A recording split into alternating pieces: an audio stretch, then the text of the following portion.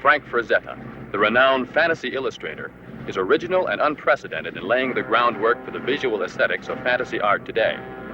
Another artist, director Ralph Bakshi, the innovative creator of such uniquely animated films as Heavy Traffic, Lord of the Rings, and American Pop, inspired by the art of Frazetta, worked together with the artist to successfully capture the passion, vitality, and adventurous worlds that Frazetta created for the exciting new feature motion picture, Fire and Ice.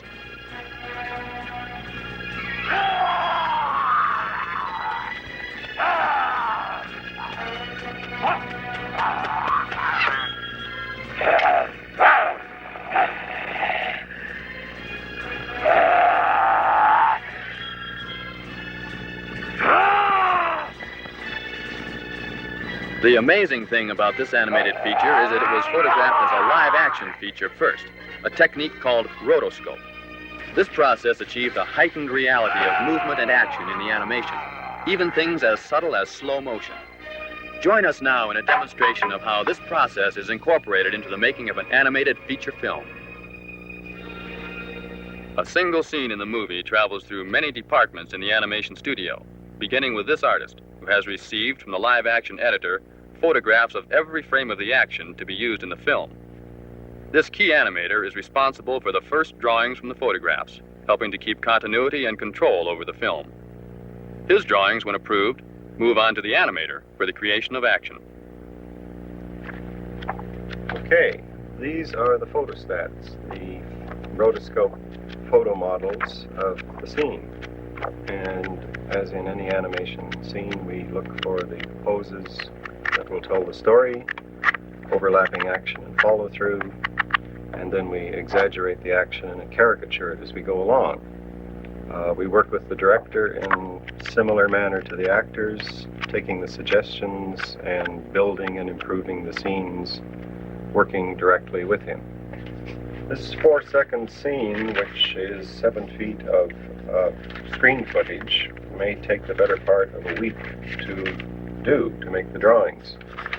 Using these key drawings, we work our extremes throughout the scene, basing our technique of drawing of extremes to the technique of drawing that is found in the keys. And any action, invented action, like the flip of the helmet off the head, we will follow through in regular animation.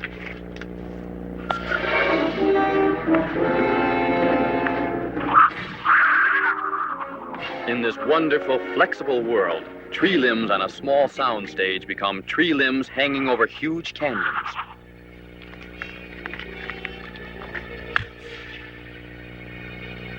Back in the studio, director Bakshi takes his live actors through another carefully staged sequence.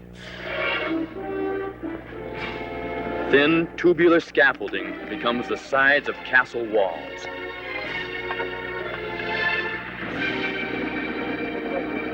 A beautiful actress becomes our animated heroine.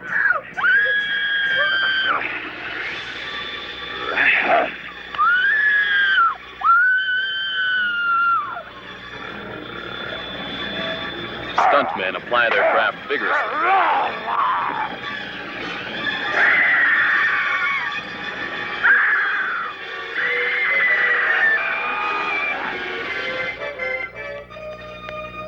In the filming of the live action, it is most important that they don't hold back their strength.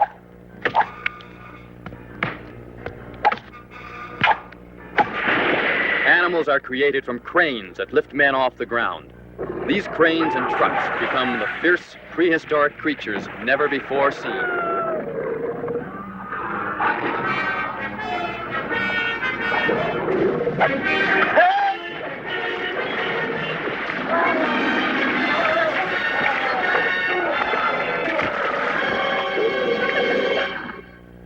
This artist takes the white walls of the sound stage and magically turns them into forests, jungles, mountains, and castles. The photos, the rotoscope photos, just certain key ones out of the sequence.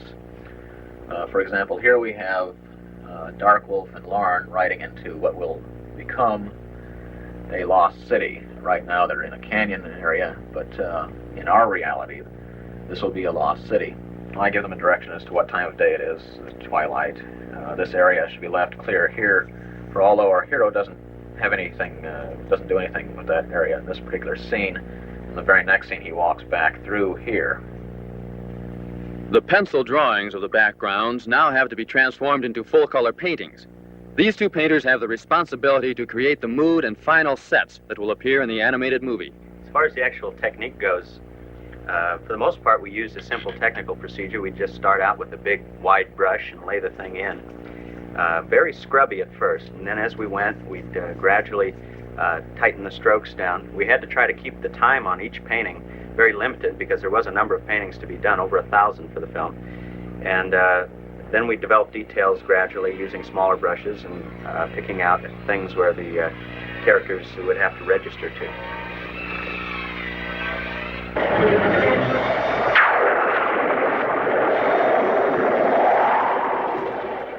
Not only backgrounds help create this environment, but special effects like snow are put in and taken away at will.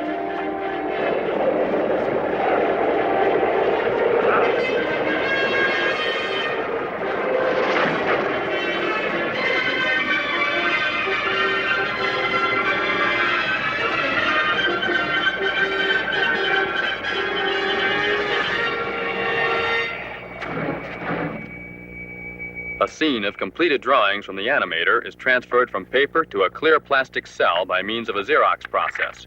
A large quantity of cells can be duplicated at a high rate of speed using this machine.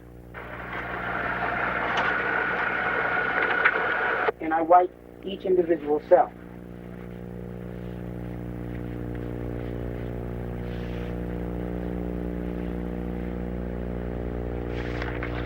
And then placing it in the fuser,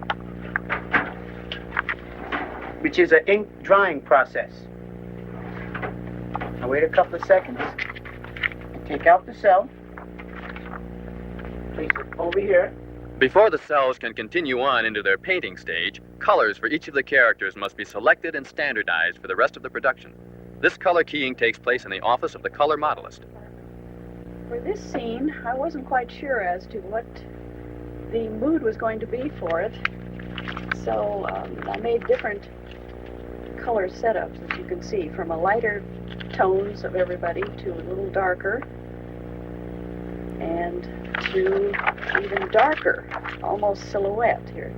Now the decision was the director's as to how the mood of this scene was to go, and the final decision was this one. And the total final scene with the background elements all in place was this. Now, at one stage, there was even discussion about the character and how he should look, whether we want him blonde or brunette. So there was this difference in mood and change. Totally different character. Once the colors have been chosen and approved, the painting department uses these colors and paints every frame of film on a separate cell. After a scene is color keyed, it comes to the ink and paint department, and it's our responsibility to apply the colors. The paint is applied to the back of the cell, and it can be overlapped as each color dries to make sure it's opaque.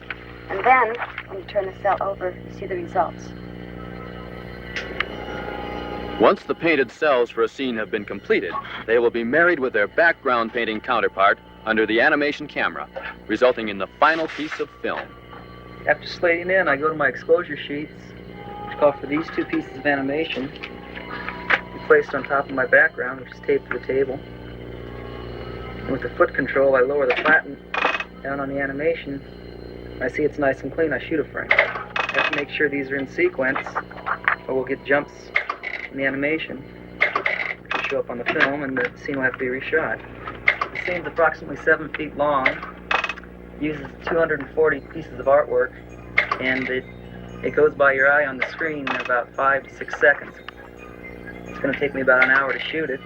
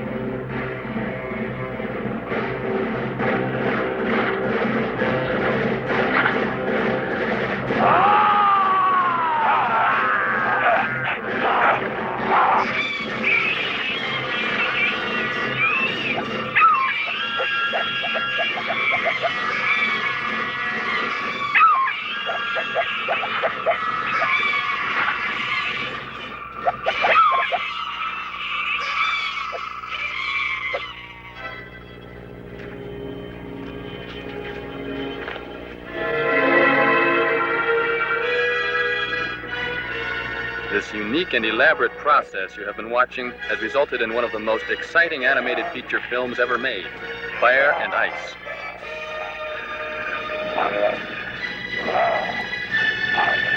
It's about demons and sorcerers, beautiful women, subhumans, and young barbarians. It's the special world of Ralph Bakshi and Frank Frazetta.